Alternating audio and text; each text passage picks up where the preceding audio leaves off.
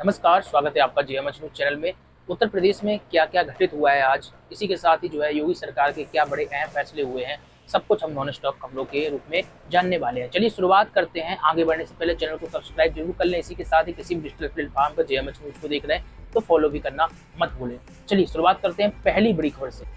उत्तर प्रदेश सरकार ने समूह गांव तक की भर्तियों में आवेदन करने वाले युवाओं को बड़ी राहत दी है। उत्तर प्रदेश अधीनस्थ सेवा चयन आयोग यानी यूपी द्वारा आयोजित होने वाली प्रारंभिक अहर्ता परीक्षा, जिसे पीईटी शॉर्ट फॉर्म में बोला जाता है, एक बार फिर से शामिल होने वाले अभ्यर्थी अब 3 साल तक की भर्तियों में फॉर्म भरने के लिए पात्र होंगे। यह लाभ वर्ष 2025 या फिर इसके बाद आयोजित होने वाली पीईटी में शामिल होने वाले अभ्यर्थियों को मिलेगा। जानकारी के अनुसार विशेष सचिव कार्मिक कुलदीप रस्तोगी ने इस संबंध में एक शासनादेश जारी किया, जो हम आपको दिखा रहे हैं। आयोग को निर्देश भी भेज दिया गया है। इसके लिए 20 नवंबर 2020 के शासनादेश को संशोधित कर दिया, यानी कि पैट एक बार देंगे, 3 साल तक ये आपका मान्य रहेगा। यूपी के कई जनपदों में बारिश के साथ ओले भी देखने को मिले। 16 जनपदों में बूंदाबांदी और वज्रपात की चेतावनी भी जारी की गई। बृहस्पतिवार को बात करें तो गोरखपुर, महाराजगंज, संत कबीरनगर, बस्ती, सिद्धार्थनगर, श्रावस्ती में गरज चमक के साथ ही बौछारें देखने को मिली। गोरखपुर में बारिश और तेज रफ्तार हवा के साथ ही ओले भी गिरे, इससे पारे में गिरावट दर्ज की गई। मौसम विभाग ने शुक्रवार के लिए भी तराई और दिल्ली से सटे 16 जनपदों में गरज चमक के साथ बूंदाबांदी और वज्रपात की चेतावनी को जारी कर दिया है।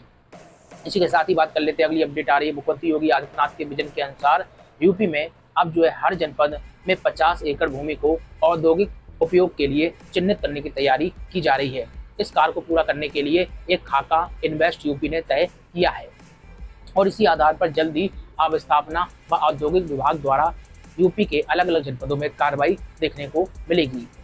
इटावा से बात कर लेते हैं। यहाँ पर बेसिक शिक्षकों ने पुरानी पेंशन बहाली सहित 14 सूत्री मांगों को लेकर उत्तर प्रदेश प्राथमिक शिक्षक संघ के आह्वान पर प्रांतीय मंत्री जिलाध्यक्ष विनोद यादव के नेतृत्व में जिला बेसिक शिक्षा अधिकारी के कार्यालय पर धरना प्रदर्शन किया और पुरानी पेंशन व्यवस्था को बहाल करने की मांग केंद्र सरकार से की है।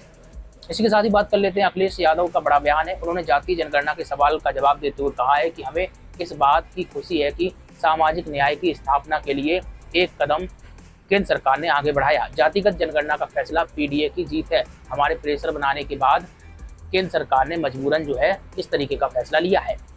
बात कर लेते हैं, यूपी में कथित अवैध मदरसों के खिलाफ लगातार कार्रवाई जारी है। इसी कड़ी में सूबे के श्रावस्ती जनपद में 10 कथित तौर पर गैर कानूनी मदरसों के खिलाफ बड़ी कार्रवाई की गई है।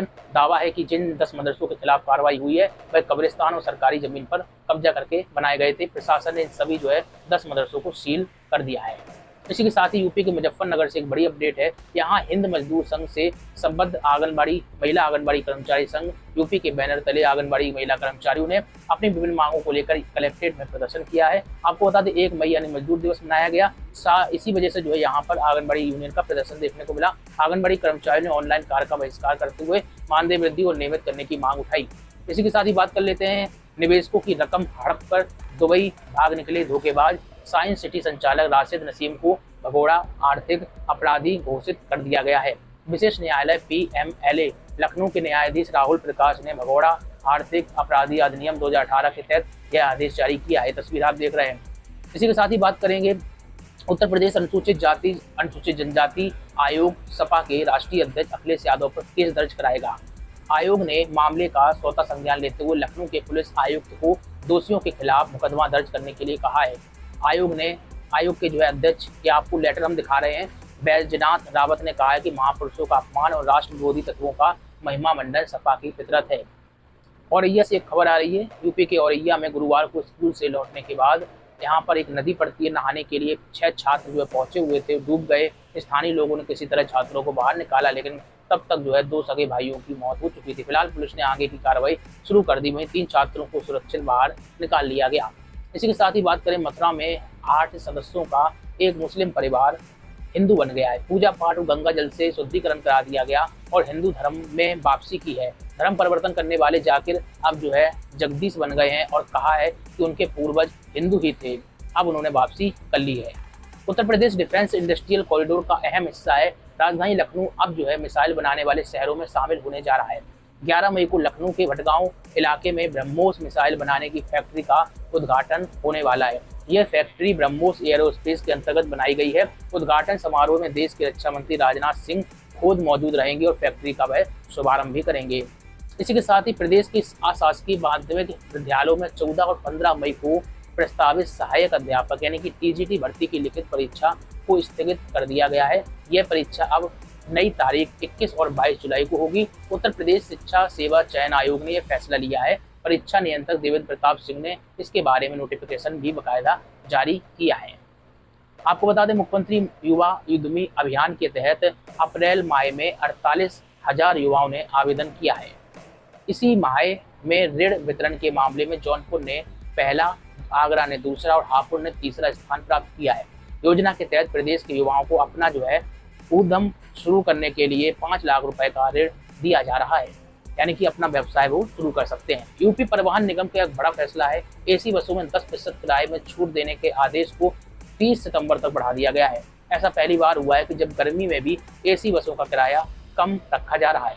परिवहन राज्य मंत्री स्वतंत्र प्रभार दयाशंकर सिंह ने जानकारी दी है। उत्तर प्रदेश परिवहन निगम द्वारा संचालित सभी एसी बसों के किराए में की गई 10% की कमी को 30 सितंबर तक बढ़ाया गया है। आपको बता दें, सर्दी की वजह से इसमें किराया कम किया गया था। मुख्यमंत्री योगी आदित्यनाथ ने बेमौसम बारिश, आंधी, तूफान और आकाशीय बिजली से होने वाली जनहानि का मुआवजा देने का ऐलान किया है और ये मुआवजा 24 घंटे के भीतर देने के निर्देश हैं।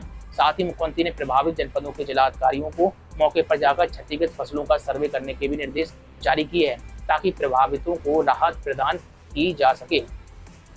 यूपी पॉलिटेक्निक से जुड़ी बड़ी अपडेट है। यह परीक्षा आवेदन करने की तिथि इसको बढ़ा दिया गया। जिन उम्मीदवारों ने अभी तक आवेदन नहीं किया वे आयोग की आधिकारिक वेबसाइट jeecup.admission.nic.in पर जाकर आवेदन कर सकते हैं। आपको बता दें, फॉर्म भरने की आखिरी तारीख को 10 मई रखा गया है। 1 मई से रसोई गैस सिलेंडर की कीमतों में कटौती देखने को मिली है। रिपोर्ट्स के मुताबिक 19 किलो वाले कमर्शियल एलपीजी गैस सिलेंडर की कीमत में करीब 17 रुपए की कटौती की गई है। संशोधित कीमतों में रेस्तरां यानी होटल, रेस्टोरेंट और अन्य व्यावसायिक प्रतिष्ठानों को फायदा होगा, जो इन सिलेंडरों का इस्तेमाल दैनिक कार्यों के लिए करते हैं। हालांकि घरों को थोड़ी राहत मिली है और क्योंकि घरेलू एलपीजी सिलेंडर की कीमतों में फिलहाल कोई बढ़ोतरी नहीं की गई। बीएसएनएल ने एक अच्छा प्लान लॉन्च कर दिया है। बीएसएनएल ने 200 रुपए से भी कम सिर्फ 187 रुपए में एक नया किफायती मंथली रिचार्ज प्लान का तोहफा यूजर्स को दिया है। इस प्लान की वैलिडिटी 28 दिन के लिए होगी। 28 दिनों के लिए यूजर्स को इस प्लान में किसी भी नेटवर्क पर अनलिमिटेड कॉलिंग की सुविधा मिलेगी। इसके अलावा इस प्लान में यूजर्स को रोजाना 1.5 GB डेटा और डेली के 100 फ्री SMS की सुविधा भी मिलेगी। इसी के साथ ही आज सुप्रीम कोर्ट ने KYC यानी कि नो योर कस्टमर प्रक्रिया में बदलाव करने के निर्देश सरकार को दिए हैं। खासकर नेत्रहीन और सुनने में अक्षम लोगों के लिए ये निर्देश है। कोर्ट ने कहा है कि ब्रेल लिपि और आवाज आधारित सेवाओं जैसे कि विकल्प विकसित किए जाएं, ताकि सभी लोगों तक डिजिटल सेवाएं आसानी से पहुंच सकें। कोर्ट ने कहा है, निर्देश देते हुए, डिजिटल बदलाव समावेशी और न्याय संगत होना चाहिए, सबके लिए बराबर होना चाहिए। इस तरीके के आदेश कोर्ट ने दिए हैं।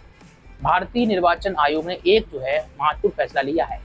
चुनाव कार्य में लगे बूथ स्तर अधिकारी यानी BLO का पहचान पत्र जारी करने का फैसला लिया। आयोग के ताजा निर्देश के मुताबिक ERO द्वारा नियुक्त सभी BLO को मानक फोटो पहचान पत्र जारी किए जाएंगे, ताकि ये सुनिश्चित किया जा सकेगा कि मतदाता सत्यापन और पंजीकरण अभियान के दौरान नागरिक BLO को पहचान सकें और उनके साथ विश्वास पूर्वक बातचीत भी कर सकें और उनको भी पता चल सके कि ये BLO क्या नाम है, क्या इसकी पहचान है, कहीं फर्जी BLO तो नहीं है। इसी कारण से इस तरीके के निर्देश जारी हुए हैं। लगातार बने रहिए। कोई प्रतिक्रिया कमेंट बॉक्स में रखिए। किस टॉपिक पर आपको अपडेट चाहिए वो भी आप कमेंट बॉक्स में लिख सकते हैं। नमस्कार।